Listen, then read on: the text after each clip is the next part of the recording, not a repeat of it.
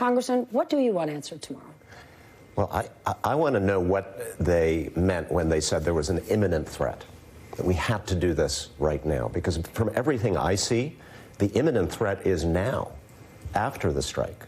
It is now that we are telling civilians, Americans in Iraq, to leave because it's not safe. It is now that we are standing down counterterrorism cooperation with the Iraqis because it's not safe. It is now that we are speeding thousands of troops to the region to fortify our embassies and our bases because it is not safe. These things were not happening before the strike. So by its own actions, the administration is basically saying, this is now the imminent threat that we face today because of what we did.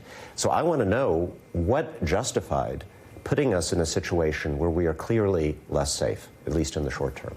Soleimani was a very, very bad man. Former ambassador to the United Nations, former governor of South Carolina, Nikki Haley on Fox News last night. I want to share how she characterized top Democrats and their reaction to the airstrike.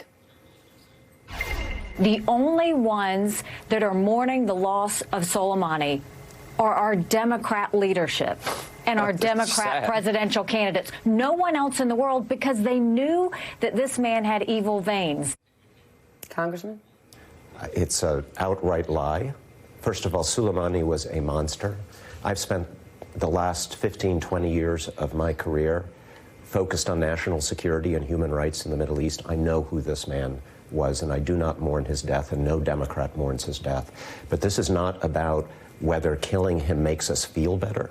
What we are asking is whether killing him makes us safer, whether it makes things better or worse for the people of the Middle East. That is a legitimate question. We have not gotten answers to that question. Does dealing with now this imminent unrest in the Middle East interfere with the ability for Democrats to proceed with impeachment?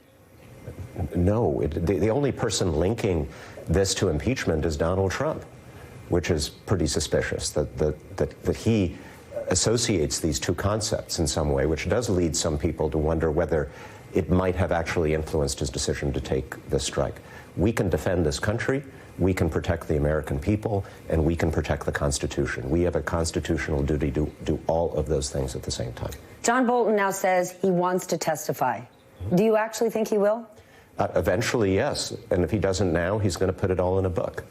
So, you know, if I'm a U.S. senator and I want to get at the truth and I care about the integrity of my institution, do I want to be embarrassed by saying I'm afraid to hear from John Bolton because it's going to make me uncomfortable, knowing that whatever he has to say, he's going to say it anyway, eventually, either in a book that's going to make him a lot of money or if we subpoena him in the House. So we're going to hear from him either way. Congressman, thank you so much. Thank you. Congressman Tom Malinowski from New Jersey.